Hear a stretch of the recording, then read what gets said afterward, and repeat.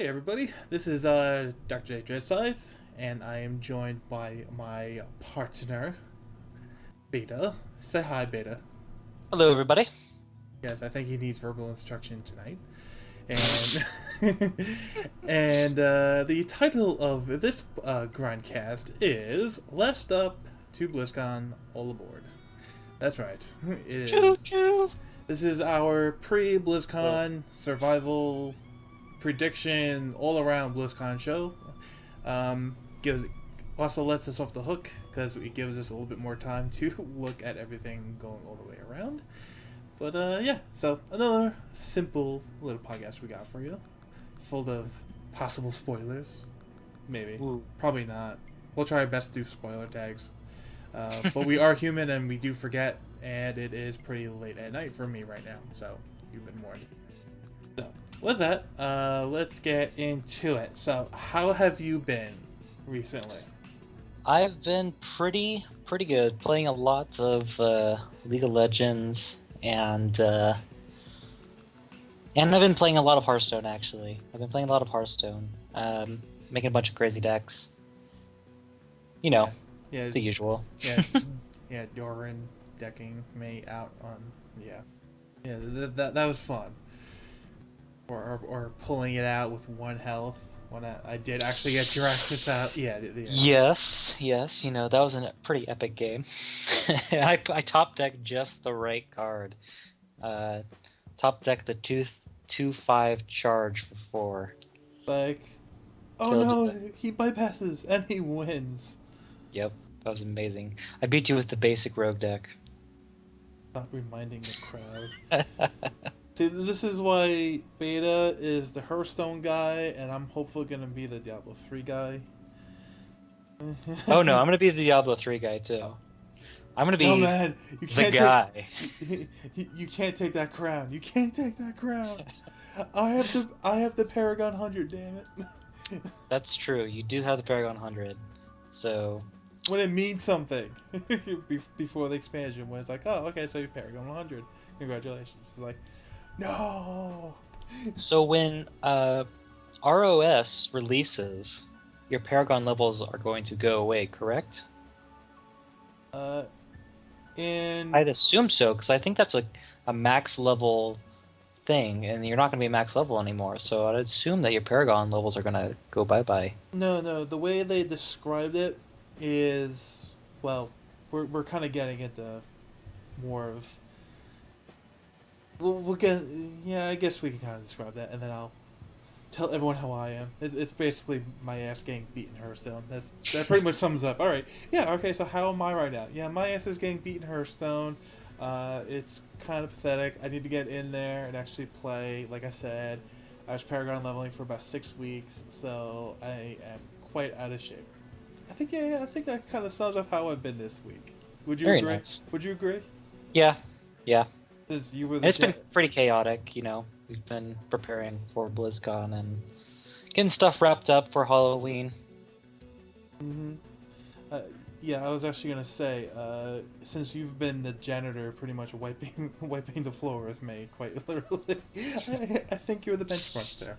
So, yeah. So moving back quickly to what you said, the way it's gonna work, and they already kind of teased a little bit. If you were a good detective on the Transmog and Mystic preview, there's the new character sheet in where there's a button called Paragon, and the way it's going to work is Paragons can go from a pure level system to a experience based system. So what's going to happen is the total experience to get to, let's just say level 100 to use a benchmark, is around 10.4 billion experience total. So when they adjust the curve, however they're going to do it, you will start out with 10.4 billion experience if you had one Paragon 100 character. And then however many levels that gets you on the new curve is however many levels that gets you on the new curve, and then you start at that level. So So that, some people are going to log in and they're going to already be max level potentially. well, there's no such thing as max level in the new Paragon system. It's Mm. basically a endless treadmill that I'm thinking it's going to go Oh, from right. I think it's going to go from a heavily exponential curve to a more or less linear, because you can't really do exponential. Like, you could, but you have to be a pretty flat one. Otherwise, you're going to get to levels that are so spiky in between. They're basically vertical lines. It's like you'll go from like, oh, okay, so 10.4 billion for this one level to like 16.7 billion for another level. It's like Yeah. it kind of gets a little bit unrealistic, especially when they're saying, as of right now, subject to change, that Paragon 800 is where you max out all your secondary stats, and then you go to pure core stats at that point. So if they're using Paragon 800 as a benchmark, as like the far off goal, but still somehow attainable after however many hours or months or years of play, that means the curve itself can't be too sharp. But we won't know, because it also has to be adjusted against the new experience curve. If they've flatlined that and smoothed it out from 1 to 60 to 1 to 70 and all that other technical math Excel jargon. But that's the gist of it. Interesting. Now, I could be crazy, but I vaguely remember hearing that there isn't going to be a late level cap. Is that with the Paragon levels, or am I crazy? No, that's with the Paragon levels. Okay. Yeah, that's how it's gonna work. It's a little crazy, and most of the people don't want a Paragon level now because it doesn't mean anything to them. But I think it's quite the opposite, because you get 100, and they're most likely going to build a feat of strength in for it, and you get, and they said they're going to try to give those players who actually got the 100 an advantage somehow. So maybe they'll be 10 levels ahead, uh, from where they were at 100. However, they worked the experience, even though math somehow dictates that would be a little bit weird. But They'll find hey, a way. yeah, I mean, it's Blizzard. They'll find a way. Very interesting. Now, Paragon levels, they're going to be buy on account, correct? Yeah, it's not uh, character bound. It's account bound. So as soon as if you don't get Reaper Souls, your characters will be considered max level at 60. And if you do, and then all the experience you get after that will be considered to Paragon in the new Paragon 2.0. If Mm-hmm. you do get Reaper Souls, your new max level will be considered 70, and then once you reach 70, then your Paragon experience will restart again. So that's how that's working. Okay. So I guess since we're on Diablo 3 already, let's see what new things and new exciting things. Well, they just recently laid out the backstory of Westmarch. They gave a little historical lore, as well as just today they showed some of the concepts behind designing it, and the basically continuous city design and flow of the game environment that they released, and how they're working with that. So that's actually really good, because now this is like, I guess, Diablo 3 sneak peek before BlizzCon that they're Yeah, doing. I'm pretty excited to go view those channels. Now, you're saying that people that are going to BlizzCon, we're going to get a take or a pass for online viewing as well. I remember you mentioning something about that. Yeah, that was just I think it was yesterday. It was either yesterday or the day before. They let everyone know that when we get our goodie bag with those cute, adorable Diablo, Kerrigan, and the Oh Lich God. King. Sorry, I'm being By the way, over. I'm I'm going to be giving overdoing. away mine on the website, so just keep an eye out. Yes, another contest to come up with. Uh, awesome. We have way too many. How do we always come up with like stuff to give away? Out of I like the don't know. thin blue air. Like, this is just We're nuts. crazy. We really are. But yeah, so they just announced that for the people who are attending, on top of the goodie bag and all the normal stuff to give away, there'll actually be a code in there for the virtual ticket. So up to 2 weeks after the event is done, you'll be able to log in and you'll be able to watch the panels that you either missed or you were at and you were distracted by a cosplayer in front of you or talking to your buddy on the side, whatever it may have been. But for us, it's also good because we can also go back and reference sources and come up with a better in-depth reviews and give that to you with along with all the possible interviews we're gonna have and just general knowledge that we gain while we're there. So it's good for all around. And quite frankly, I'm surprised they weren't doing that already because considering the ticket is 175, you know. Yeah. It's only gotten more expensive. It has gone down. Yeah, I don't believe it has ever gone down. It has just gone up. I think this is actually the first year it hasn't gone down for the ticket price. Yeah, it was. I think it was 100, 100, 125, 150, and this year was 175. So yeah, it's a pretty good chunk of change to throw on a ticket, let alone airfare. I wave my hand, and Beta waves his virtually. From what I've heard, though, they actually don't make profit on BlizzCon. They actually lose a little bit of money between, you know, setting up all the panels, setting all the time to get the stages ready. It actually costs them more money than it does that they get from BlizzCon, but they just do it for their fans, basically, and get more publicity for their games and create hype. I would think they would. I think their payroll department cries because they probably get killed on overtime by like the entire company during this time of the year. Everybody is just stressing because they got to prepare, and you know they've got a lot on their belt. Yeah, basically Blizzard goes into hyperdrive around this time of the year for getting ready for the BlizzCon. Mm-hmm. So it'll be fun. I'm looking forward to a little bit more quality BlizzCon this year since they took the previous year off. They've had a little bit more time to, you know, prepare their games. And get adjusted, make sure everything is good, everything is in line. So I think with that, let's get into it hot and heavy, shall we? All right. What game do you want to start with first? Because we have 5, even though you know the hots. That's not hots, but it's really Heroes of the Storm. We'll go over last. But which one do you want to go over first? I'll let you have first pick. Well, since you mentioned Hero of the Storms, let's go ahead and just start with that. Oh, okay, fine. Just totally turn everything I said on its head. Mm-hmm. All right. For those who do not know, Heroes of the Storm is was the game formerly known as Blizzard All Stars, which was the game retitled due to copyright infringement via Valve from Blizzard Dota. It's essentially how would you put it,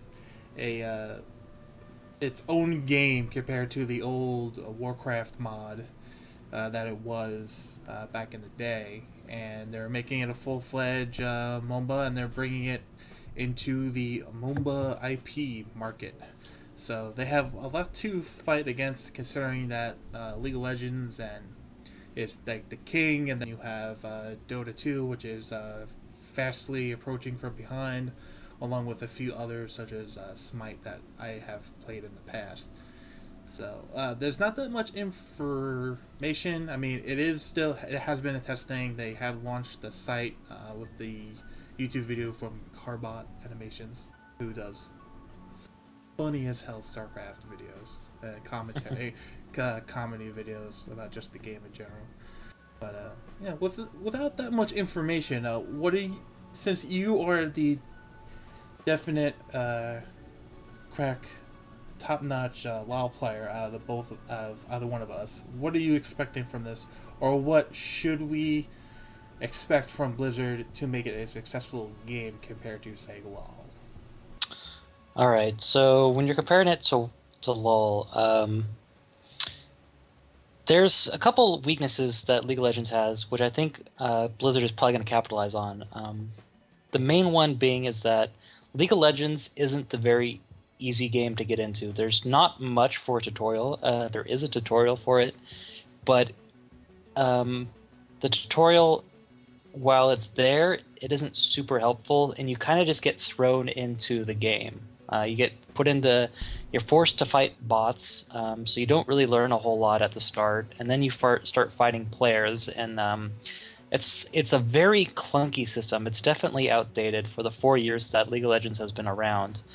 And I think that's where Blizzard's going to capitalize. They're very, very good and aware of their need to make a very simple intro that is informative, and then as the game progresses on, it gets progressively more complex. And I think that's that's something that we can definitely expect from Blizzard All Stars, or Heroes of the Storm. Excuse me. I think either of the three would still be considered correct at this point until it's a month Pretty later. much. Until it's like a month later, then it's like, okay, we really should be calling it by its real name by now. Yeah.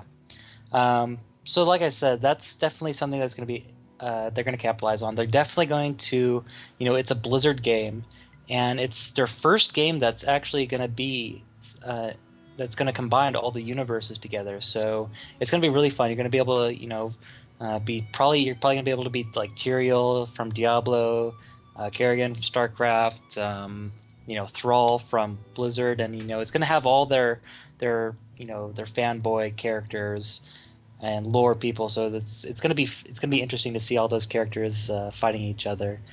That's definitely gonna be really fun. But I think in terms of complexity, the game is going to be overall more simple than you see from like Dota 2 or League of Legends, and I think that's why people are going to get bored of it fast. I could definitely be wrong, but we're starting to see that a little bit more with Hearthstone. It's really fun your first couple months of playthrough. Same with like Diablo, it's really fun, but then it just kind of dies off because the game, because it's so simplistic, they can't really evolve into a very in-depth game, just because of the simplicity of the game. So I think that's where it's gonna die down. But for the first couple months, the game is going to sell and it's going to do very well. But I think it's going to kind of be one of those StarCraft things where I don't think it's going to have the longevity that you're going to see in League of Legends. People are going to play it. They're going to, because it's a new thing, and at the start, it's going to be really fun, and that's what I think they're going to try to go for. Is they're going to, it's same with like Diablo 3. They were really proud of the benchmark that they hit with their sales for Diablo 3, and they celebrated. They sold millions of copies the first week, and I think they're going to try to do the same approach for this. Now, I'm not sure if it's going to be free to play, but I'd almost expect it to be free to play, since all of its competitors are going to be free to play. I can't imagine them ever going pay to play for their game. Yeah, I would think it would follow the same format, because aren't all MOBAs pretty much free to play, like random characters you can choose from, either you know how to use them or you don't. I mean, they pretty much all follow that, so I would expect Heroes of the Storm to follow the same fashion. And just a quick note, I think what the root of what you were saying before, like simple versus complex, and how are they going to work it to make sure it's still longevity, but it's not hard enough, but it's not too hard for the entry player coming in. The whole argument, I think, could be it needs another element, but it expresses the issue so well. It's not a matter of complex versus simple now. It's an issue versus simple versus like sterilized. Like sterilized, when you do it in like the food industry, it makes it 100% safe. It's fine, but usually kills off any kind of decent taste in like milk or food or anything. Same thing can happen in the game development. Is you make a game so easy to get into, and you make it so rudimentary, basic, that okay, you buy an item and it does this. You buy an item and it does this, but there's no secondaries. Like if there's no active or no passives on items in Heroes of the Storm, then it's very rudimentary. For this character, you always buy this item, this item, this item. If you want to go tank, you buy this item, this item, this item. If you're going to go DPS, and that's it. That's the best build you can do, period. That's like sterilization, because like there's like no flexibility, because that's the best build, so why would you go anything else. Right. So I think that's what they've hit against with few games.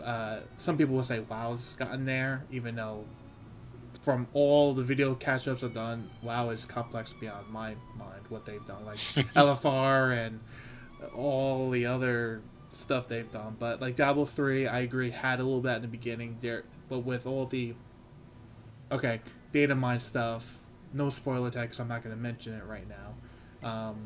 They're adding to the end game, so they're adding longevity, it seems. But also, yeah, there's a real risk. I do agree with you that if they make it too simple, it won't keep the interest around. But if they make it too complex, then the entry level player won't be able to grasp it. Right, and I think they can. I think they can balance it, but I don't think they've hit the sweet spot yet, and it's very hard to hit that.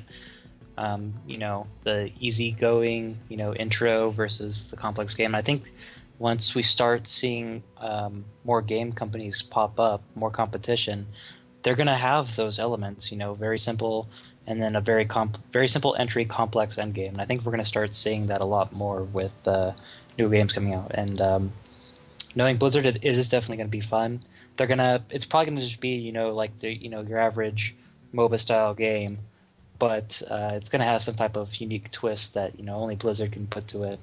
And the game's going to look great because they have amazing artists working on it. So I'm looking forward to it. I had the chance to play it a couple BlizzCons ago, but I wasn't interested in that type of game at the time. But now that I'm starting to get a little bit more into game development, I'm starting to broaden my horizon a little bit, and I'll definitely try to be playing it this year if it's going to be available at BlizzCon. Yeah, I think it definitely is going to be, and we'll give it a shot. Yeah, definitely. If it was available, was it 2 years ago? It should probably still be available today. But yeah, it'll be fun. Alrighty. Moving on. Yeah. So, what game do I want to touch on? Okay, now the obvious. Yeah, let's just go with Diablo 3. That's a good one. Sure. Yeah, they're okay. Now, see, this is kind of weird for me because I've pretty much looked at all the data mine info, so I have to kind of figure out, okay, what has been said publicly, what has not been said publicly, because there's a lot of stuff. Okay, pretty much we got a preview, like I said in the intro, of transmogrification, which looks to be a lot simpler. There's still a couple of questions out on it. There's still a couple of things they're working on, so I don't want to make any affirmed, this is how it works, this is how it doesn't work, this is how much it costs, because it's alpha build. It's gonna change. I mean, if there's one thing you can guarantee in a Blizzard alpha or beta, or probably even open beta, things are gonna change one way or another before it gets to release. But just the general, what appears to be ease of it, with the Mystic being reintroduced to the Diablo 3 community. It looks very simple, looks very easy to use, and they had the good wherewithal to give a preview of what the item's going to look like. So it's not like, which one was it? That one? Like, oh, okay, I have like 50 pants I have to choose from, and I have to remember which one it was. And it wasn't the obvious one, so that looked good. There were a couple of cool little things that people were discovering on the enchanting side. They used a weapon. They used Echoing Fury, which we all love and hate at the same time because it's usually the best weapon we can buy, but it's also the most sterile weapon we can buy. And usually all the rares are a lot more expensive one way or another. But it was kind of cool because they showed an example of what the process looked like in photographs, and they added a socket. Oh my god, they added a socket to a weapon. What people have been clamoring for, like, just let the blacksmith be able to add a socket, please. So this weapon that is awesome but doesn't have a socket can be just as good as this one auction house, but it's selling for like 2, 3, 4, 500 mil, however much. Like, I don't have that money. I would rather pay 100,000 right now for a socket. I don't care. So that was awesome. That was on there. But there's also a couple of other affixes you can actually roll onto the weapon. One of them was reduce all cooldowns of abilities by a certain percentage. That was an interesting one And then another one was reduce all resource costs by a certain percentage on the weapon. So those are actually two probably really strong ones, especially if you can stack that on other items. I mean, Hmm. you can run around like a sweeping wind monk right now. If you got like the cost reduction one, I mean, you can kind of give up like the tier sets of legendaries. Same thing with the other one, like cooldowns. Like if you can run around without cooldowns, like critical mass doesn't become as a necessity for the crit mass spells or any of the hybrid variants. And I think that's a very small peak, hopefully a small peak, the tip of the iceberg of a very large, uh, massive info we're going to get. Because that shows you how much time they've sunk into the re-itemization and Loot 2.0 that's coming down the pipe. That will free us, the players, of, alright, I have to get 2 out of 3 for this one. I have to get the Nats boots and something for that one, and I have to get this. I have to get like these BOAs, and that's the best set of gear I have for my wizard or my demon hunter or even my monk, and will allow actually some pretty nifty gear combinations that they had examples of way back when they were reintroduced Reaper of Souls. So hopefully this will be a cool thing just with Loot 2.0 and will allow us to have better and more open builds. And the data mine information for the classes, like all the ability modifiers, oh god, like skills and stuff are gonna get fun and wacky. So That's good. Yeah. One thing I thought about that just came into my head was, do you think that they're going to add more runes to your skill tree? Because I know that they currently have about like 5 runes per skill. Do you think they're going to add like maybe 1 or 2 runes per skill, like to make spells a little bit more, to have a little bit more uniqueness to your spells? Um, I don't think so. I think adding, because if they add one, it's not just one. It's like one for every ability. I think it was average of 22 to 27 abilities between the classes. So it's like 120 abilities. So it's 120 rooms total. It's like more. It's like 120 things you have to rebalance. I think it'd just be Do they too really have to? I much. mean, If I don't think it anything, would be that hard to like, oh yeah, we're gonna come up with like a poison meteor or something, right? Like, I think if they wanted to just cheese it, but I think also opens the window for, if they wanted to, they can just kind of like throw something in there. But if they wanted to get really creative, they can really make you some unique spells for each class. And I think that'd be something exciting for me that I would like to see personally. But I don't expect it for this next expansion. yeah, I don't think so. I think what they're going for is they're taking a big sweeping pass over all the abilities and the runes, as you just brought up, and just making all of them work well. Because what some people were saying, and I agree, because I got most. I mean, my poor witch doctor's still level 8, but all my other classes are up to level 60 at minimum.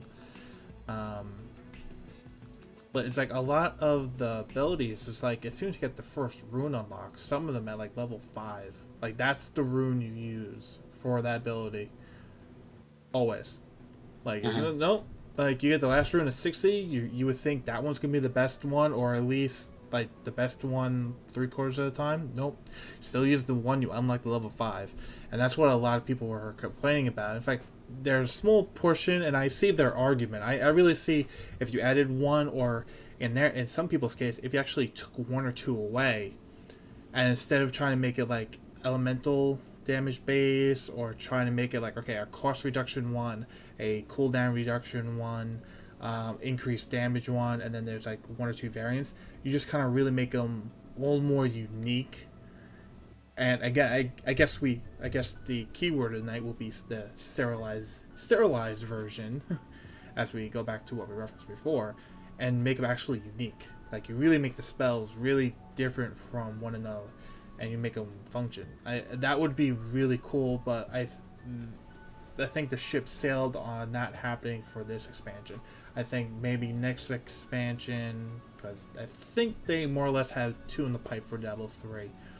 If they give another 10 levels, that's more abilities. I think it would probably be more appropriate them to take the original time of Diablo 3 and then time of Reaper Souls, and then figure out which runes just aren't being used even after this initial Reaper Souls wipe, and then just condense them down, make them stronger, more unique, and then go from there.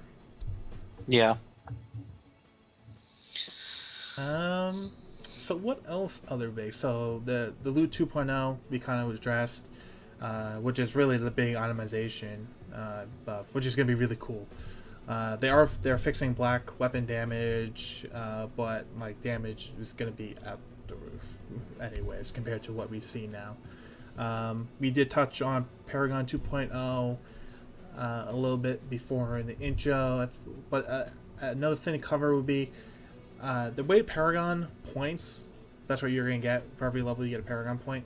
The way it's working currently, and again, everything is subject to change, and this has all pretty much been worked over many times by Blues on the forums, is that when you get a level, you get a Paragon point, and then you can put that into one of 4 groups, and the groups will always be the same. It'll be like your crit damage, and then you'll have like an adventuring tab, which will have like your magic find and your movement speed, like everything associated with there, and then you'll have your core stats, and then you'll have your defensive, like your all resist and your armor that you'll be able to put a point to, and those tabs will go in a rotation. So your first tab will put a point there, and then you have to wait four more levels until you actually put another point into there. So it kind of gates your progress, so you can't just dump all your points into critical hit, critical damage, and then say move on to core stats and then whatever else, movement speed, and then go from there. So I think that's, even though player choice says no, I want to dump everything where I want to put it, it also kind of gives you a goal and a reason to actually get Paragon levels. Because otherwise, you can just get all your Paragon levels now, and then when the game comes out, you can just kind of say, alright, get level 70, I have all the Paragon points I need, I don't need the Paragon level, I'll just do the new and tantalizing endgame stuff, which is spoilerific, and I'm not going to mention right now. Is there going to be some type of resetting Paragon stats option? Or is it just going to be like you cap them all out, and then, it doesn't really matter? I think it's going to be a kind of mix of both. I don't know if you're going to be able to max out everything in the tab. I think they were working like 50 per point, which would lead me to believe eventually at some point you would max out everything or pretty much everything. But again, it's all up in the air. They're still thinking about it. But I think they pretty much stated that there's going to be, at this current time, there's going to be no limits on respeccing, which I agree with, because there's to have a game like Diablo 3 that you want to be casual based and easy to get into. If you're gonna have something hard locked on amount of respecs, then you have to reroll a character and reroll all the Paragon levels, which is torturous. I mean, I think from my perspective, even though I didn't play that much of Diablo 2, so of course I'm not coming from the mindset of a former D2 player, but just from a player of action RPGs that is Diablo, I don't want to be punished for making a wrong decision that I didn't know I should not have been making, or because they nerfed a bunch of abilities and I don't need, say, this much crit anymore. I need to move it to, say, movement speed because this new build requires me to be able to move a lot faster versus the old one, which was crit chance dependent. So I really don't think they're going to be putting a limit on it. They may do a weird escalating cost or whatever they do, but I really don't think there's going to be a limit on it. Yeah, and another thing you're starting to mention is that a lot of games are just a lot of their competitions just allow resets on stuff like that. Like, not really competitions, but a lot of games do, like WoW, League of Legends. You just can freely respec. So I'd imagine that they would have some type of system in there where you can re-choose how you choose the points you spend. But that wasn't the case in Diablo 2, so it's kind of up in the air. I don't think we know for certain either way, but I would imagine that there would be some kind of system with there. You're so invested in your character that it would make sense for you to change them around when you want to. Mm-hmm. And I think what they're trying to do with Paragon points, because you put the points into affixes, and with the I can't believe I forgot it. The reforging of the Mystic, where you take, well, we did mention it, but we didn't call it what it was. The ability to take one affix and just see a list of what it can become and reroll it, but it's on all your gear, along with the gems. You can finally start picking gear that's like 85% of the way there, and then between socketing with gems, reforging with the Mystic, and using your Paragon points to fill in stat holes, it won't be this grind fest for the perfect gear. You actually use like an 85% good gear, which you can find. You'll be able to find they're stating with 2.0 a lot easier. So you'll be able to fill those stat gap holes a lot quicker and a lot easier. So I think that's the other reason why they're not going to put a respect limit on it, because that's, I think, what they intended the point of Paragon 2.0 to be, a stat filler where you're necessarily deficient in. Mm-hmm. All right, so I think that pretty much covers everything we would cover with Diablo 3. I mean, there's so much in there. I rather not spoil, because then it's like, oh, what is that? What is that? Oh my god, that's such a weird name. What is this? It's like we don't have the info. We're just going off of like code strings that Diablo fans has undug, and like 4 or 5 alpha dynamite patches. It's really exciting stuff, and if you don't mind getting a little spoiled, I really suggest you go over there and actually take a look, because it's really cool stuff. Like I said, it's going to be a really good end game, and there's going to be a lot more stuff to do in the land. One thing I do want to bring up, though, before we change topics on Diablo 3, Already? they did announce publicly to the press that no, there's not going to be any type of PvP with the game release, with the ROS release. And I'm a pretty big PvP guy. Oh, you mean Diablo 3 not releasing? Oh, sorry. Right. With Diablo 3. They're not going to have any type of PvP system other than their Brawl. That's still going to be the only type of PvP system for ROS. And I'm a big PvP guy. If like WoW didn't have PvP, I would not have played it for 8 years. I probably would have played it for like 2 years and like been done with that game. But doing Alterac Valley, Warsong Gold, Ultra Basin, arenas were a huge part of endgame for me for World of Warcraft, and it was very disappointing to hear that update year and a half later, we still don't have any word of PvP that's going to be available for Diablo 3. And I'm not going to lie, I was honestly disappointed in the developers that, I understand it's a complicated situation, because they clearly stated that they don't want to do resilience. They don't want to have any kind of PvP stat in the game. But they have developed the game in a sense that they actually need some type of flat damage reduction rate besides like armor, because of how crit damage is just too absurdly good for endgame, and it just does like millions of damage. Mm-hmm. And you get these DPS percentages where it's just like you can't even see all the numbers in the little tooltip because it's so high, right? It's like, it was like that with Diablo 2 too, where it's just you got these stats that were just so high that the tooltip couldn't even like display how much actual damage you do because it's so absurdly high. And I think that's kind of shooting them in the foot here, because a year down the line they still haven't come up with a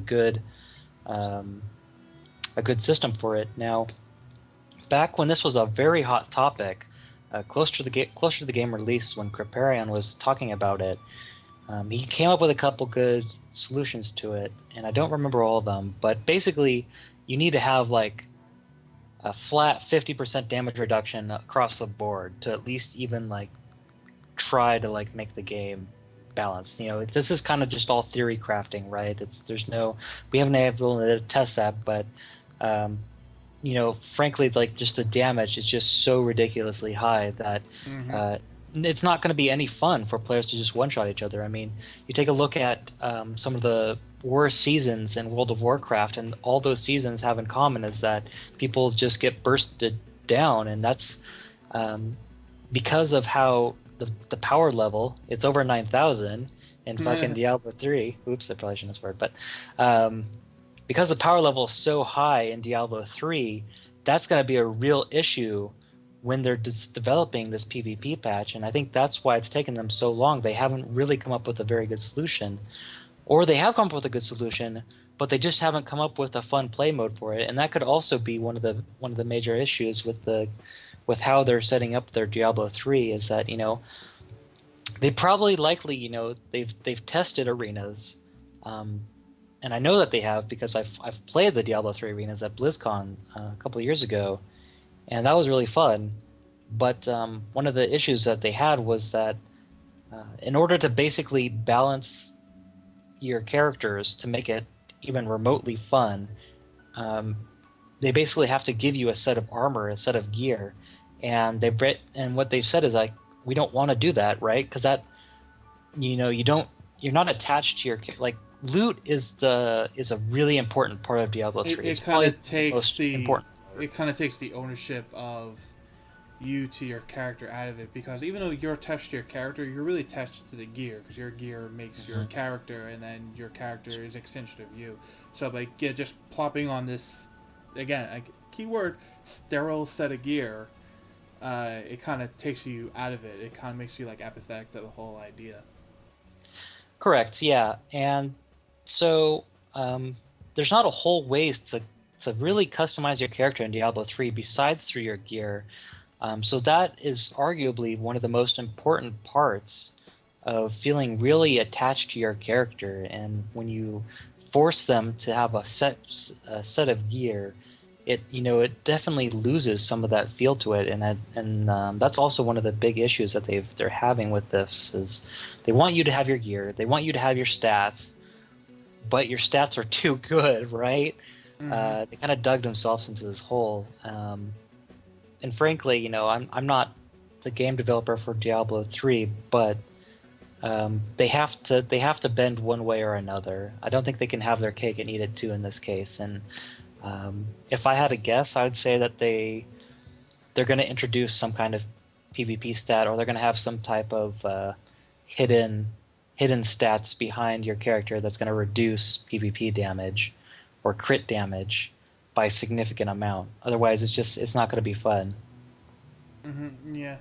Um, Back when it was Diablo Expressions, I wrote an article about this because people were going back and forth, like, oh, because the bigger topic when you first hit PvP is the damage and versus healing versus one shot deal that you brought up. But the other thing is the whole matchmaking bit. Like, how are they gonna match people up? And it's funny how they're kind of going in the general direction, even though it's kind of simplifying the stats. They have basically have a new stat. It's not really a stat, but it's kind of like a gathering, and it's like one number that represents a whole bunch of things, and it's going to be called toughness. And it represents like your armor value, your resistance value, your life, and a couple of other things that kind of factor into how much life you have and how long can you last. It's essentially effective health pool for those who are more analytic when it comes to your character in Diablo 3.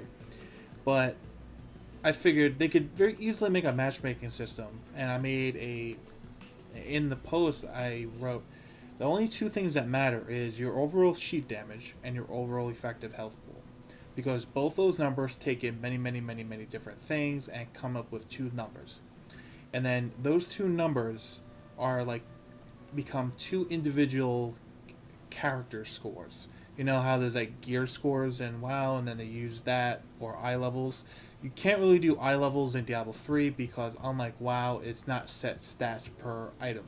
Yeah, you can reforge it, but the variability between the two, like this shoulders and this shoulders, they're eye level 63, eye level 63.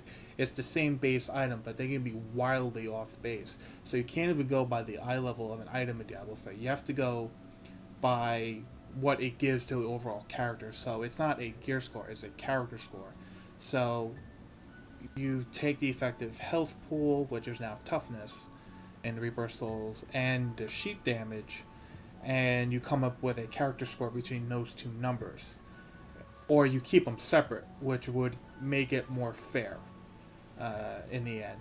And then you just set up variances, like, okay, if you have an effective health pool, shooting a number out of 100,000, and you have a DPS of, say, 20k, there's a variance of, say, 5,000 damage above and below you, and there's a variance of, say, 25,000 health above and below you. So anyone who fits in that variance pool, you'll be matched up against. So you'll be pretty much equal in health, pretty much equal in DPS, but your skills, your gear, your build, and more importantly, what class you are, never come into question. It's just the variances between it. I think that's the only real way they come up with a matchmaking system. And then once they have that, they won't have to. Then they can kind of come in with a scaling damage reduction. So the more damage you do, the more it has to reduce. So that's why you can still battle the same amount, but you're still doing the same damage. I think they have to take like a 2 or 3 tier system with PvP, and that's probably going to be the biggest thing. And then after that, they can make their levels, their modes, and have fun with it. But this is not going to be a simple thing, and this is the reason why it's been taking them so long. Mm-hmm. But yeah, so I think that covers it for Diablo 3. Oh, one more thing though. One more thing. I wanted to talk about it, but I forgot about it when you were on your little rant there, which was good. But another thing that they kind of shot themselves in the foot for is crowd control. Because they already stated that they want to keep your spells as close to identical as they are in your tooltip. And they don't want to have two different types of spells. And, that's one of the other solutions that they came up with in WoW was, polymorph. In the toolbar, it says it lasts a minute, but when you do it in PvP, it lasts 9 seconds. 8 seconds. It's like one spell isn't quite the other, like Frost Nova and all that stuff. Yeah, but I totally agree with them on that. But like, I don't want to have to remember 2 sets of spells, and more importantly for them, it's a logistics issue because all of a sudden the tooltip has to be does this, and then each spell has to have like a tagline that says, "Oh, but it really does this in PvP or against other Nephilim warriors," however they want to title it. So I definitely agree with that. Don't make the spells do one thing here and one thing somewhere else. I do give them kudos for at least putting that forward and saying that they don't want to do that, and they're probably not going to do that. But we never know. But that's just it's just another thing that's shooting them in the foot, down the line, because their spells are going to be too good in PvP. Like blinding light. It's like, wow, that's like a 5-second CC, and like a bursty mode. Or Blizzard Nova. Spoiler. Yeah, get Nova chained. Like Blizzard combined with Frost Nova, spoiler tag giving you 3 seconds to mute. 3, 2, 1. A new spell for the wizard, which is called Black Hole, which does exactly what it sounds like. Basically slows and pulls people towards it, and then there's a whole bunch of other things that does with the runes. 1, 2, 3. Spoiler tag off. Okay. But yeah, so could you imagine, because very early there were wizard builds where you could if you stacked enough crit chance, you could permanently Frost Nova mobs to the point where someone defeated Diablo without taking a single point of damage just because they stacked crit chance and they had the one passive. I don't think it's a talent. It's a passive rune that makes it so when they hit crit, that reduces the cooldown of their spells by like 1 second. So they could just literally just spam Oh, what Frost the Nova. what? Yeah, oh yeah, that's the critical mass passive. Hmm. Yeah, that's the crit mass. Yeah, crit mass is like pure CM, and then there's like 3 or 4 variants of it right now. I mean, there's even a hybrid with crit mass and Archon. Yeah, So and there's no. I mean, there are a couple like I think there actually are crowd control reduction stats in Diablo 3, so that you could very well see that but being it's only powerful spells. it's only for you. It's not like it applies to the your enemies. It only applies to you, Hmm. which could still be very handy in PvP. But then again, I don't think the amounts would really add up to anything meaningful. Yeah, I don't see like you would need a lot of crowd control reduction, and I think when PvP does start, poking its head out when they start really working on it, that's going to be one of the most sought after stats Mm-hmm. uh, for PvP is the crowd control reduction. If they don't change the spells as they currently are, and at this point, if we haven't seen an update to the spells, I don't imagine that they would change the spells at all. Mm-hmm. Alrighty. So, I'll try again for the third time. Is that it? I think we covered everything. That's it. I think we covered everything and then some. Yes, I think so. Alrighty then. So, what's you pick the next game? We have Warcraft, Starcraft, and Hearthstone. I think let's leave Hearthstone. Yeah, okay, it's your pick. Whatever. I get a pick. It's your I pick pick. StarCraft. Pick one. I pick StarCraft. Let's get the hard ones out of the way first. And Yeah, the poor little redheaded stepchild at BlizzCon only has one uh, panel, and it's yeah, simply called StarCraft 2 Update. It feels like you're going into like this panel's going to be like you're going to like a board meeting. It's like yeah, this is where the game is at, and this is what we're planning in the near future. Stay tuned. Yeah, anyone got any yeah. questions? It's honestly it's really disappointing. StarCraft has just gone downhill. If you watch streams, and you watch our stream, and you'll notice that StarCraft is just rapidly declining. People are just losing interest in it. It doesn't have that. I don't know. People are just getting bored of it, or what's going on. But I think they need more than an update for people to start returning from StarCraft. I think they need a new expansion, like ASAP. Yeah, and even though the panel, there being only one panel with its title, isn't giving much hope.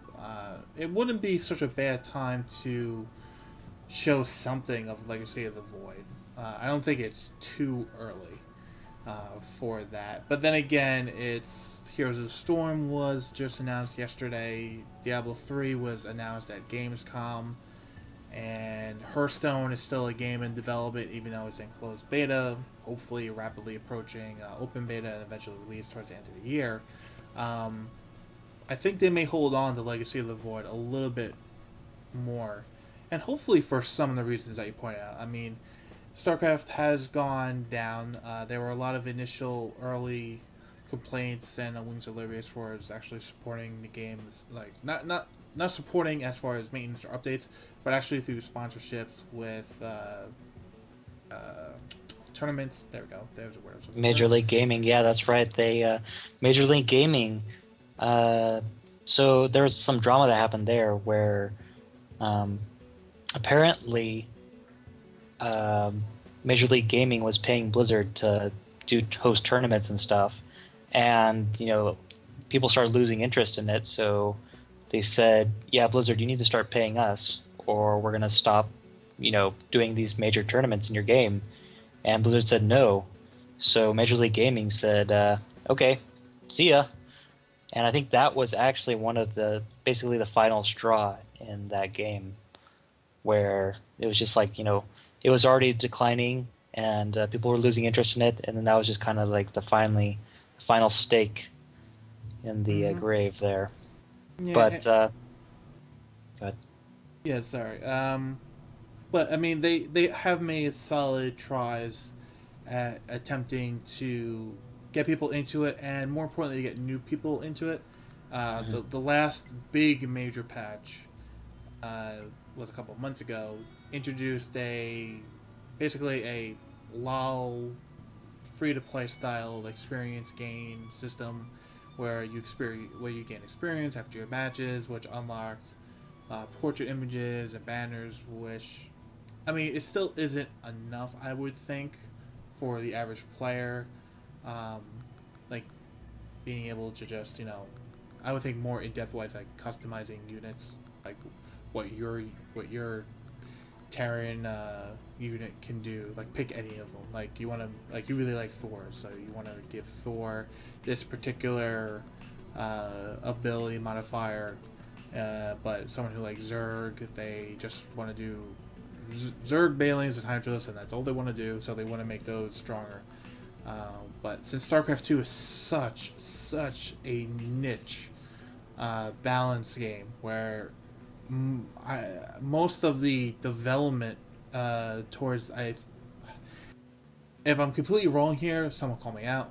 But a lot of the development of the StarCraft 2, Wings of Liberty, and Heart of Swarm, they actually brought in the pros, like the cream of the crop as far as the pro circuit, to help them play, test again, play again, to really make sure it was up to the caliber of the pro circuit to make sure it was balanced. And they needed to do that because uh, even though I don't want to confuse, we're not really jumping ahead, but even though Hearthstone, there's a groundswell that kind of bring it in the same direction of really bringing it to a competitive level. At least Hearthstone is still more or less casually based. Mhm. StarCraft 2, when it came out with Wings of Liberty, was already based on a strong esports history. So they Mhm. had to make sure it was balanced from the very beginning. Of course, with the nature of it being an RTS to begin with. So they've already started to address, but I agree they really need to just figure out a way to make it a more open game. And some of the people I've talked to more concurrently, while I was doing my Paragon leveling experience, and we're talking about Blizzard games in general, said that some people only play the AI because they don't want to be involved in the stress of playing another person.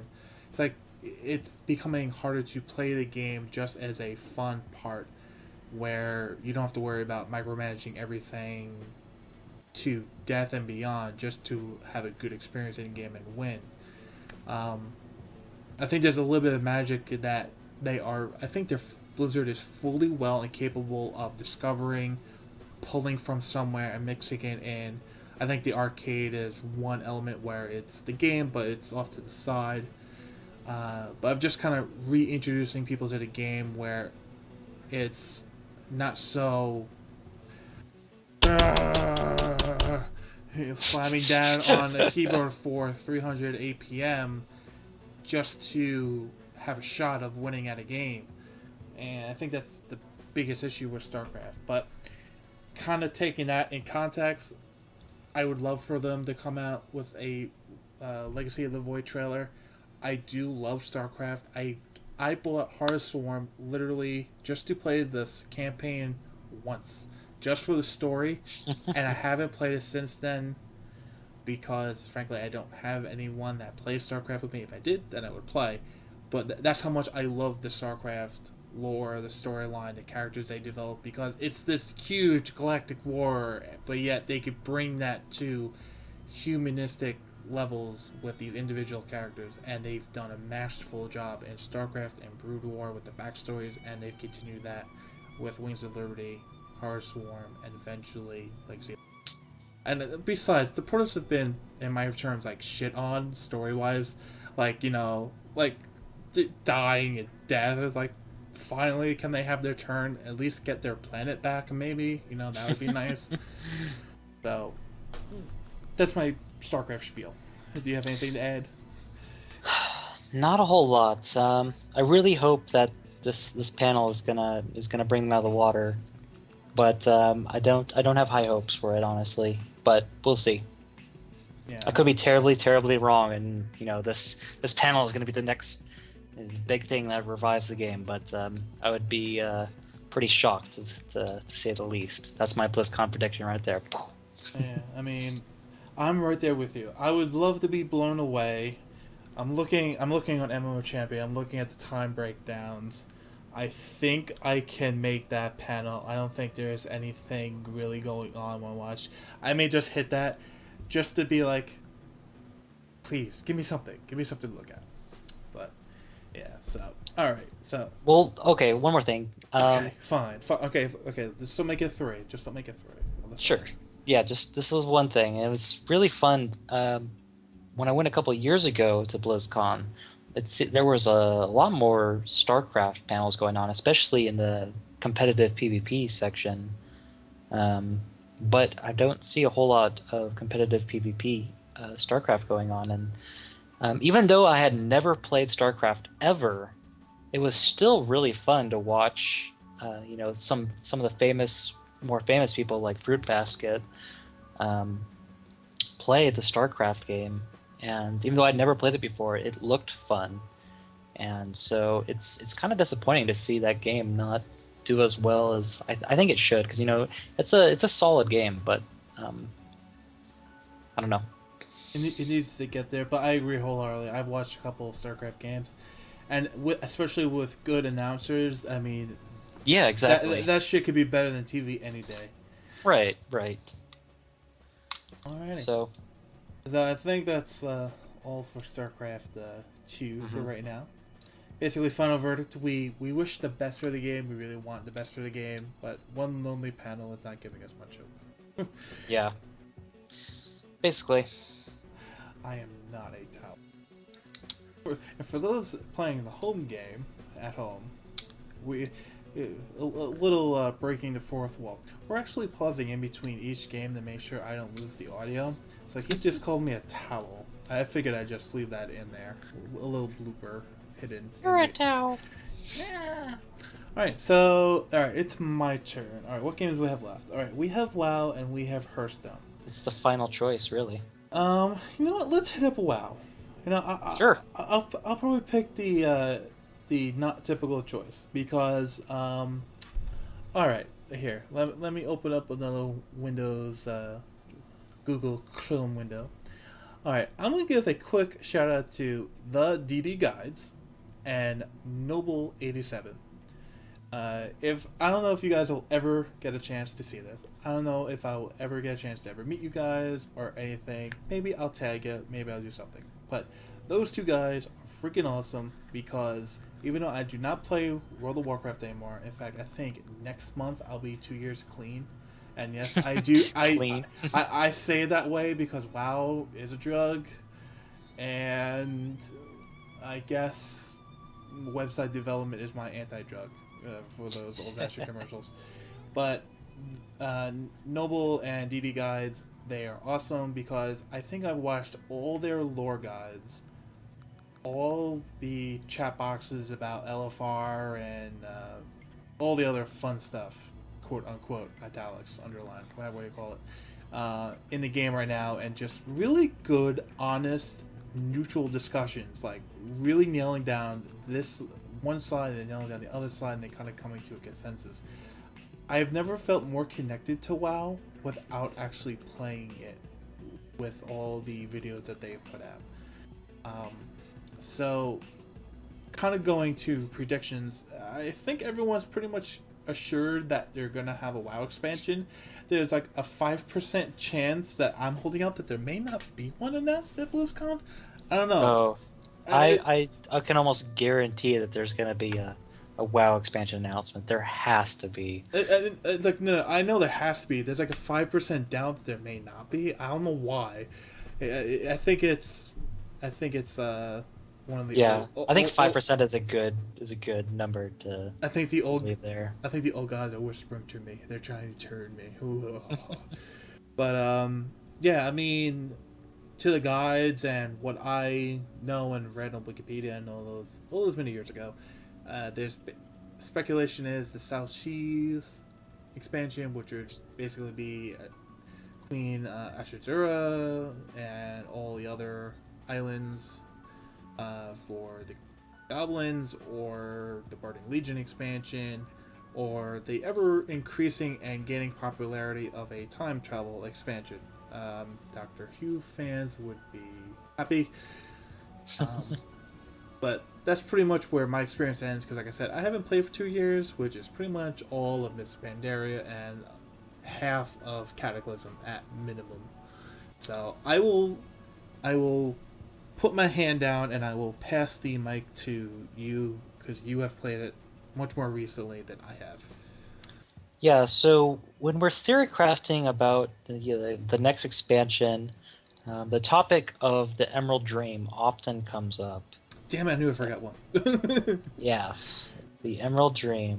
The reason it comes up is because it was the Emerald Dream is an instance that has been in the patch files for World of Warcraft since alpha version of the game. Mm-hmm. It was one of the most hyped zones that still hasn't been released to this day. And I actually read an interesting article. It was on WoW.com at the time, but it's not WoW.com anymore. It's like I forget the new. It's Joystick. Yeah, it's by Joystick, and it was basically saying how Missa Pandaria is our Emerald Dream expansion, and then the reason they thought about this is because it goes into how the Emerald Dream, the concept of the expansion was going to be, there's a corruption, and the corruption, the heroes of Azeroth are going to go and fight the corruption, and we see that very clearly with the Shah in Miss Pandaria. Mm-hmm. Also, and Horden Alliance fights. That was going to be a big thing in Emerald Dream expansion that they were talking about, and that's one of the main things that they were going for with this expansion was we really want the Horden Alliance to kind of have this rivalry again after fighting so much the Lich King and so much brotherly love. It was getting sickening almost. Mm-hmm. Like, where's the war in Warcraft? Like, this is called Lovecraft at this point. Exactly. So we clearly see that, and I didn't notice it until this article came up. And the more I thought about it, the more I thought, yeah, this seems very feasible. And it's actually kind of disappointing to hear it, honestly. I've honestly been looking forward to going into the Emerald Dream, a polished one, not one from Alpha, but like an updated Emerald Dream, and I think that would have been a really fun expansion concept. But I think that this article is right on the spot, and I wouldn't imagine seeing an Emerald Dream expansion anytime soon. It's definitely going to be, I think it's going to be I think they might create some lore, honestly, to make these next expansions, because they've already talked about they're not stopping with just one expansion here. They're already planned for, they already have this next expansion basically done, and they're already working on another expansion, right? Mm-hmm. So they're looking for the long-term subscription base. So honestly, I would not plan to see the Emerald Dream anytime soon, or at all even. Especially with there was also, with the Emerald Dream, there was going to be a new place, and it was shaped like a Ashara. It was something crater. I don't remember what it was, but it was Ashara's crater, and it was a PvP battleground. It was a basically AV style PvP battleground that never got released, and that was going to be with the Emerald Dream, but that never happened. So yeah, I wouldn't plan for an Emerald Dream, but I could definitely see something from the Void coming up, something, some new lore. We could definitely see some new lore peeking its head in. But yeah, that's all about I know as far as lore goes for the next Emerald or the next WoW expansion. But um, Yeah. yeah, So I'm excited to see what Blizzard's got in store for us. Honestly. yeah, well, since again I've been out of it. I mean, I could pull some enigmatic things, but I guess very quickly, so we can move on to Hearthstone, the little gem that's creeping up over all the other games right now. What would be some cool ideas that, or things that you would expect uh, to see in the next expansion? There is one thing I get to say though, but it's probably never gonna happen until it's the last expansion, because it'll be like the thing like to keep people hooked. Player or guild housing. Okay, that's my one thing, and I'll shift it to you. What would be some cool things to expect or want in the next expansion? Okay, so I have some ideas for World of Warcraft. Now that I've been looking more into development, as I've previously said, I'm trying to know a little bit more about how games are designed, and I honestly think it's time for World of Warcraft to go free to play. I know this is a pretty hot topic right now, and a lot of people are, you know, saying World of Warcraft shouldn't go free to play. Look at all these examples of games that have gone free to play and they've died. But um, I think if handled correctly, World of Warcraft could do extraordinarily well free to play, and they're starting to peek their heads in now with this Hearthstone team. They're definitely interested in the free to play market. Um, Mm-hmm. I just there's so many amazing free to play games on the market right now, even MMOs like Rift, um, and the Guild Wars is you have to buy it, but after you buy it, you don't have to pay a subscription anymore. And I can't justify spending $15 a month anymore on World of Warcraft. I do occasionally play it when I get gifts or sent to me, like game time cards, but I think it's honestly time for World of Warcraft to go free to play. I think if it went free to play, it would bring a lot more people to it. And with the realm merges, I think that's gonna are not it's not officially called realm merges, I think, but I think that would that would start bringing some people back into the game. Now, World of Warcraft is a huge game. There is so much content in the game between questings and stuff that uh, there's almost too much to do that you don't get to see everything because you level up so quickly. You don't get to really feel the previous expansions very much. Um, Mm-hmm. I'm not entirely sure how I would go about fixing that, but I definitely like I'm not saying that they should release, vanilla servers or anything, but I think there should definitely be a system set up in the game where you can go back to the original content and like basically redo them. And I think I remember reading something on MMO Champion where they are introducing basically setting your character stats to the equivalent for the dungeon. And I think that is actually a right step in the direction. I think it'd be really cool. Like, could you imagine just like going back, into Molten Core, right? With like, I'm not saying like 40 people, but doing like a 20-man Molten Core group again, like kind of like reliving that experience. Your items and your character stats kind of go back down, but you still got to kind of keep your cool spells that you have. And I think since they already have scaling spells, I think that would be pretty simple to implement, frankly. And I think that's what they are.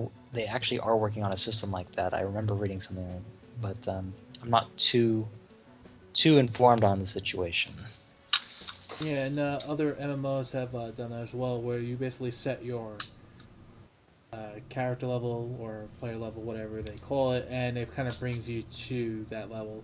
So not only can you do the raids and the instances, but it also makes all the quests that you never did reappear. So if you really want to go to that far and beyond, you can really do all the quests again and get all the little mini lore that way with all the quest chains, the old quest chains that you maybe missed, or even even BC and Wrath quests are probably considered even old by this point.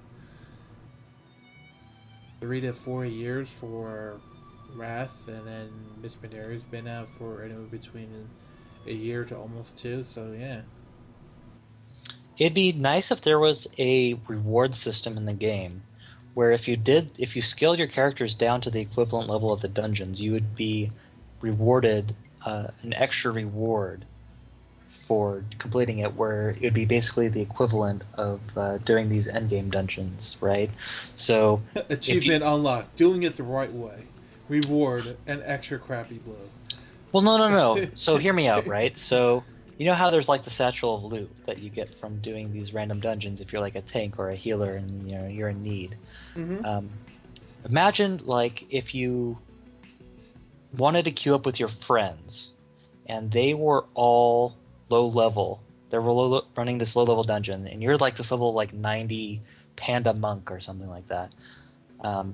It would be nice if because you're still having the same time investment in running this dungeon as you would like a higher level dungeon, per se, or maybe not. It would have to be scaled properly, but it'd be nice if there was an equivalent reward for you lowering your level to play with your friends and still getting benefits, like good benefits that you would get spending that time running a higher level dungeon. It'd be nice to have a system like that, but I don't expect them to implement anything like that anytime soon. But that would definitely it would help that feeling of being able to help your lower level friends without feeling like they're a burden, essentially. Yeah. Like you go down there, you're one with them, but you're still getting rewarded for equal time, equal reward. Like you're still spending the same time, but you just happen to be helping your little friend. Like if you get like a token, but it's a token for like justice or valor points or whatever it may be. Right, exactly. But and you should be awarded valor points for completing the dungeon with your friends at the appropriate scaled level and stats. Yeah, that would definitely be an improvement, because I can't really nail down any real reason why I left the game. I think it was pretty much just my time, and the group of people I was playing with broke apart. Found a new group, broke apart, and it was just getting tougher and tougher to find consistent good people to play with. But this is like over 2.5 years ago at this point. But yeah, like if they had enough small improvements, yeah, I may consider coming back. But it needs to be like a lot of really small niche changes. But I will say this: I do like StarCraft. I've gotten back into the lore, and I'm like, oh man, I'm gonna be following WoW even if I don't play it, just so I know all the lore and everything that happens. Because like all the old gods and the Titans and Sargeras and just all the old stories that you think are like old and gone, that they don't matter, are still so relevant to what's going on now. It's like you can't just throw them away. It's like it's like the old stories aren't actually finished; they're just on pause for now. And like they did such a good job that's the reason why I still pay attention to MMO Champion and all the WoW Insider and all the other good WoW websites, because I still want to keep in touch with the lore, where the game's going, and of course, all the improvements they're making. But yeah, that's my sentiment. What kind, now? I guess the last little lingering question, unless you have something else to add, is which expansion are we gonna see? Unless they're gonna do like a second Burning Legion expansion in like 4 or 5 years, I don't think they're gonna do a Burning Legion expansion, because that kind of brings in Sargeras, and then you kind of kill it off right there with the top guy, the cause of all this shit on Azeroth to begin with. And Garrosh has already been taken care of too. Long time ago. I mean, oh man, time travel. That'd be amazing. And they would hit it right on the Doctor Who time traveling peak. So exactly. so like, wait, WoW has time travel? I'm back. Where do I sign? I could Do you need a definitely vial? see Do them. you need a vial of blood? I'll give it. I'll give you two. I could You definitely. know, I could actually definitely see them doing some type of time travel experience or time travel expansion. And now they've already touched on time travel a little bit with the Old Hillsbrad foothills, so it's not out of the realm of Warcraft to go that direction. And I could see them doing something like that to kind of fill in the gaps in lore and get you caught up. all the So and all like the Time Watchers, and everything, the Timeless Isle, and all the you could say lore, but it's more like conversations between the characters and everything. All of the Bronze Dragon flight and just everything that happened, like with like Deathwing, and in Mr. Pandaria, like all the tie overs. There's actually a lot of questions they could pull it off. Like you said earlier, I don't think a Emerald Dream expansion is coming. South, if they South Seas expansion. There we go. If I had to put it in kind of an order, South Seas, maybe. pirates. Yeah, basically Pirates or South Seas. Or a time travel expansion if that's in the works. Then Burning Legion expansion last with Sargeras, kind of fishes. So it gives them, figure 2 years for each expansion, that gives them another freaking 6 years of WoW. Like, that would be almost a decade and a half of WoW. And even if it went down to 4 million, 3 million subscribers, it was still probably the highest subscription based game still at that time. Just disgusting. But hey, so do you have anything else to add, or is that pretty much everything for WoW? That covers most of it. I did want to talk very briefly about the WoW movie. They have announced that they Oh yeah, are there's gonna working be on a. that. I'm sorry. Yeah, they did mention there's gonna be a Warcraft movie presentation. I wonder where that's gonna be. Ooh, at BlizzCon? Yes, this whole Very exciting. They did do a very, very brief sneak peek at Comic-Con this year. Um, and I'm actually pretty excited about it. Now, I know a lot of people are going to hate on it. Video game movies don't have a reputation for being the best movies unless it's a out there. Resident Evil one, and then it gets 6. Yes, correct. Those are the few. But I mean, you know, if you're listening to this, you're obviously a Blizzard fan. You've seen the cinematics that they can do. It is impressive. Um, like if Diablo 3 cinematic was a movie, like an hour long, I Shut would up and take watch my the money. I heck out think. of that. Right? Yeah, I would see that multiple times. Um, I would love for there to be a full expansion or a full movie based off the entire gameplay itself with Adria and everything. That would be amazing. So I think they can do it right. It is a tricky situation because you do have people that are already not very optimistic of the genre of gaming movies, but um, I have faith in Blizzard that they have the capabilities of making a very cool movie out of the series and the characters that we love.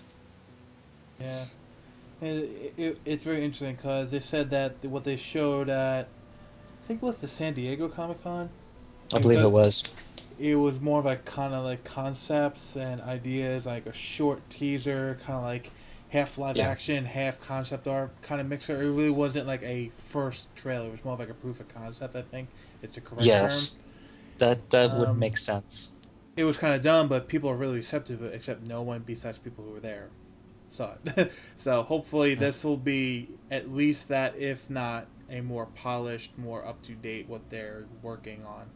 And yeah, I mean it's more or less likely going to be a side story. I mean it can't really tie into any of the major events without it being a side thing. Otherwise, you're just kind of bringing one of the many books to life, or you're bringing what we already have in game to life, and I don't think that would really play well. Because, like, oh, I already know what's going to happen. I'm just seeing it in very polished 3D live action. It's like, I think they're going to kind of invent a side story, and that will play a lot well. Because you don't know what's going to happen, so that kind of leads into, like, oh, what's going to happen? What's going to happen? Oh, who's this? Oh, shit. Like, who was that? Who just killed that person? Freaking orcs. Again, screwing it up for everybody. No.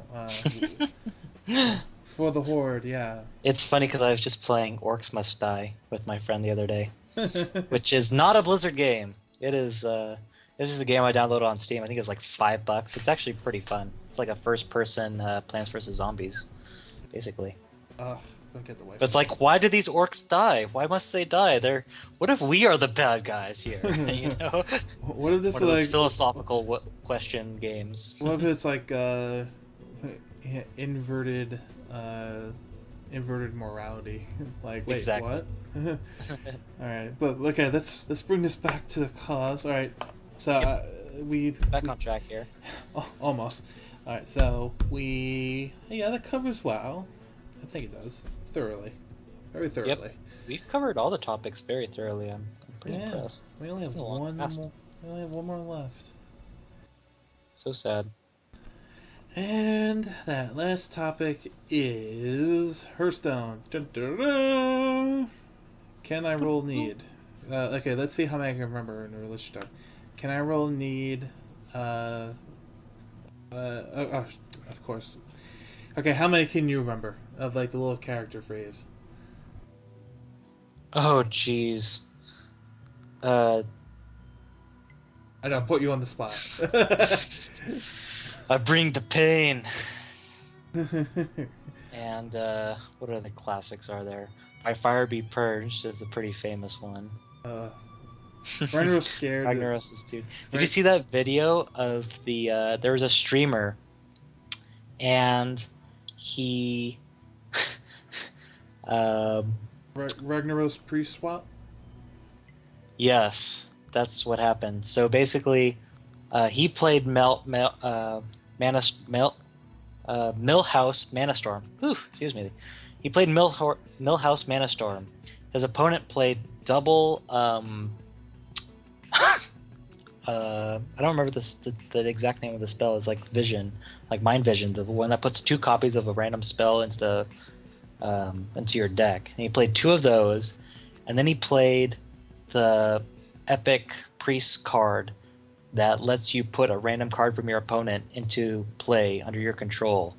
Mm-hmm. And he ended up getting Ragnaros. So he second turn Ragnaros because he played Millhouse, and then Ragnaros automatically killed Millhouse on his go, and it was just absolutely the most devastating game. Getting Ragnaros on turn 2 was just ridiculous. Like there goes your arena run. Good playing, sir.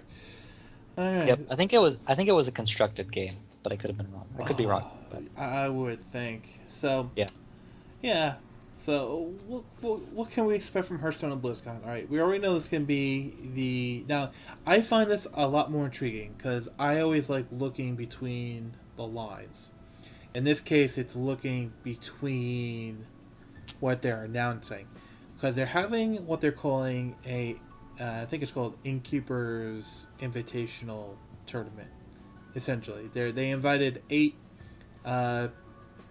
personalities, famous people of live stream, YouTube, to participate in this 8-player tournament, and it's a best of 5. They're gonna have 3 individual constructed decks.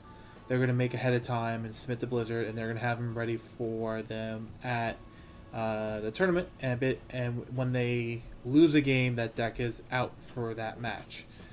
So if they have a really good priest deck, but they lose with it, they can't use it in game, say, 3, and then they lose again, they can't use that deck in game 4, so they're left with their last deck. That's the life coming home right now for the TV viewer at home. So basically, it's going to be cool, but I'm reading between the lines saying, how are they actively going to show the audience what's going on the computer screens? they can't necessarily, they can have an announcer announce what they have done, but that's as an announcer. When they play StarCraft games, they go back and forth between the players in the spectator mode. So I'm thinking, okay, reading between the lines, how are they easily going to show what's going on besides maybe having the two screens shown above the players and that's what's going on? But then cheating, okay, you have to look at the computer screen. You can't look up. If you look up, you're disqualified or whatever. But I think that's, if there was ever a time to introduce spectator mode in a big surprise kind of manner and really show it off working well, would be right there at that moment with the Invitational at BlizzCon. I think that would be the rock solid time to show. Not only announce it, but show it demonstrated and make it basically proof of concept. Like, this is what it is, this is what it looks like, it's coming in the next beta patch, and oh yeah, it's going to be open beta. Well, the open beta part we don't know, nor do we know about the spectator mode, but that would be like the grand announcement at BlizzCon, is that they do have a spectator mode ready and working, and everyone wants open beta because people just want to get in and play this game, because it's like crack addicts. They're just like, give me, I need a key. Wait, I can play. I don't have to do these stupid Twitter or Facebook contents anymore. Cool. All right. Now I hate to be that guy. Oh, okay, be that guy. I hate to be that guy, but I think you're wrong. I don't see them introducing a spectator mode right away.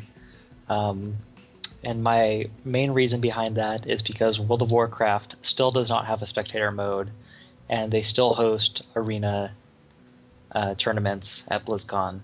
And they do have an in-house spectator mode, but they have no public or any plans to release any type of public spectator mode for World of Warcraft Arena. So I think your hypothesis is off a bit. And in this coming expansion, or this coming BlizzCon with Hearthstone, I would be very surprised if they did announce a spectator mode. But at the same time, I have a little bit of background knowledge for our Hearthstone, and I know for a fact that it uses a much simpler. I was hoping you would get to this. Basically, engine. Did you say like Unity? It uses a game engine. It uses Unity 3D, and Unity it's free to use. So anybody can really make Hearthstone. You just need the right people to make it. You need programmers, army of graphic artists, people who are willing to work without pay for a couple of years and still do this and love it. Yeah, okay, yeah. Anyway. And don't get me wrong, it does require coding still. I would imagine. Yes. But a lot of it is more visual than it is coding. So that being said, it is a much simpler design, so it's going to be a lot more feasible to make a spectator mode in Unity than it would be to just basically make the code from scratch. So it's not out of the question to see it, but I wouldn't expect it at BlizzCon. That's not something that I'm going to expect this year. I could definitely see it in the near future, though. I'm going to have a glass half full measure. If not for the spectator mode, hopefully for the masses that we cannot give keys to, or other sites cannot give keys to, hopefully some kind of open beta announcement. I mean, the game is practically ready to go. There are a few visual glitches that came with the latest patch that weren't in there. Like, more importantly, when cards are returned to the hand, I've noticed once or twice, they kind of flip over, kind of stay there, which is a little bit weird visually. But besides that, everything is pretty much working and going solid. So if they really want to meet their goal of get a team together, come up with a concept of a game, just get all the assets together, internal test, internal alpha, friends or family alpha, closed beta, open beta, release, all pretty much within a year. Go back to their roots, as they said when they first announced the game. And I feel they're very much on target, and it's very much within the realm of, popping open beta, the Tuesday maintenance after BlizzCon, and then it goes for 3 to 4 weeks, and then first Tuesday maintenance in December, it's out there. You can get in there. It's release. Mm-hmm. I feel that's very much a possibility. Yeah, it could. They definitely could be holding back a public beta pretty soon, especially because I've read this Reddit poll on the Reddit Hearthstone subsection that it was a huge poll. Hundreds of people submitted inquiries on it, and it was asking if people were in the Hearthstone beta or not. And can you guess which one was the minority? The people who were in it. No, actually, the people that were not in the beta were the minorities. There was more people in the beta than not in the beta, according to this poll on the Hearthstone subreddit. Now, it is skewed. Obviously, most polls are skewed. People that are in the beta are going to be more actively looking at this post or this subsection that I feel than not people not in the beta. But roughly there's about 51% people were in the beta and 49% were not in the beta. So knowing that there's roughly 50% of the people are in the beta that want to be in the beta at least or have access to the beta, I could definitely see a public beta coming very soon, considering how many people are already in it. Yeah, and just kind of adds that they've probably done by now probably more than 20, or at least close to, if not more, individual beta waves for the NA and EU, along with a second wave of fan psyches that we were a part of, and we thank everyone for participating in our contest. You gave us a ball. Plug.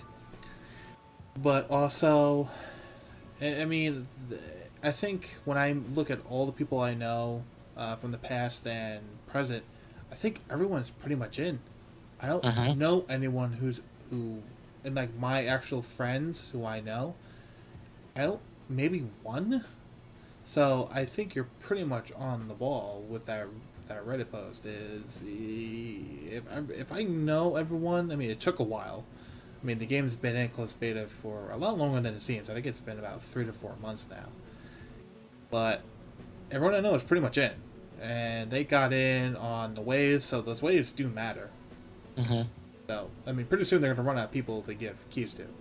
Yeah, exactly. Right. And seeing that, I don't think that it's anywhere close to 50%, honestly. If I had to guess, I'd say probably about 25% of actual accounts are in the beta right now, are qualified for the beta. But that's still a huge number of people with Blizzard accounts that are in the beta. So I could easily see it becoming an open beta very soon, in the next couple months. Mm-hmm. Yeah, I can too.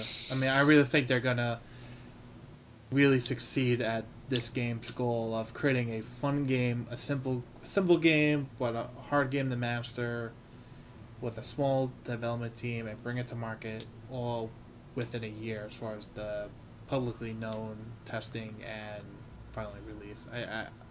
This is like a good success story after Diablo 3, and it's hard start, but bringing it back, I think this is kind of like a new chapter in Blizzard as far as their growing pains with becoming more casual and being a little bit more transparent on development cycles and being much better on their concept to delivery of their games. Hopefully it's a trend in that direction. So I think that pretty much covers Hearthstone. I mean, besides spectator mode and open beta, I can't think of anything else that they would add. I mean, the cards we have are the cards we have. The modes we have are the modes we have. They've done adjustments, so the game is pretty there's not that much to talk about because the game's pretty much set. So, yeah. So that covers it for all 5 games.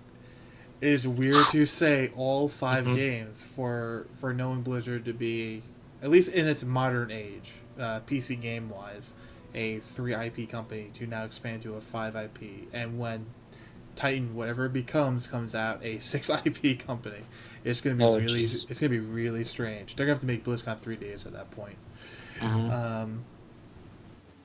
Yeah, so that covers it. I guess we'll just move into the last segment, which is our final thoughts and side promotion. We are running our D3 character costume contest. Emphasis on the character, your in-game character. The thread is on our forums in the contest forum, and all you have to do is simply get a whole bunch of random rares, blues, even inferiors, and just dress your character up in some kind of costume. Take a picture or of it, screenshot, and just upload it on the specific thread. Tell us what you were going for. You can say, "This is all I got within 5 minutes of forming," or actually give us a good description. Doesn't matter. Just make us believe you're a human, and we will pick 3 people that we like the most. And the first place winner will get a development team signed Diablo 3 Collector's Edition. So if you actually don't have Diablo 3, you'll get a Collector's Edition that's also signed. And if you do have Diablo 3, you'll be able to upgrade to the Collector's Edition wings and dyes and all that fun stuff, along with having a nice novelty gift. And you'll also be receiving the SteelSeries In-Ear Flex Pro earbuds. Second place will win just the In-Ear Pro earbuds, and third place will win the basic version of those same earbuds. So we ask that you just simply post in that thread with your entry, and you have until the end of November 13th to get your entries in. And I guess the only other thing is, since, like we've been saying, we're going to be at BlizzCon. That's what this whole Grindcast is about. So if you have any questions that you would like us to ask for any potential interviews, or any just random questions for the devs, if we can get them off, or for us while we're there, you can just go to the forums, go to Facebook, go to Twitter, make it known there, and we'll see what we can do for you.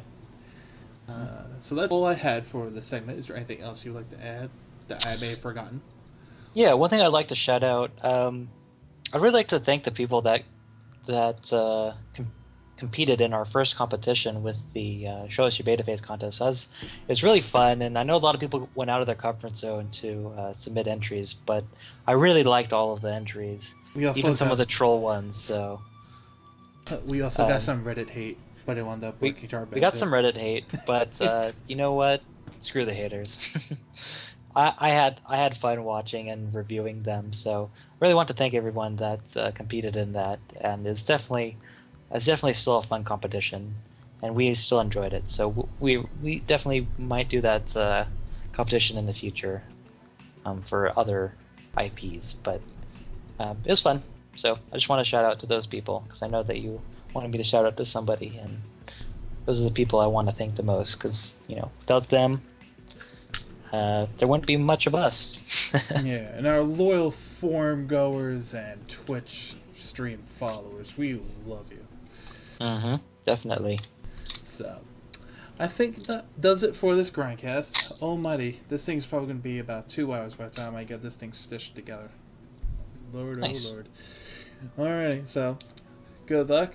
Thank you for staying with us this far. If you make it, if you don't, get back to grinding it out. And we'll catch you next time on Grindcast number 3, which will probably be a BlizzCon roundup. We'll still probably be a little bit high or jet lagged. Either one or both. So we will catch you then. Catch us on the forums, on Twitter, Facebook, YouTube, Twitch, oh my, everywhere and anywhere. And, blah, blah, blah. And have a good night. Night, everyone.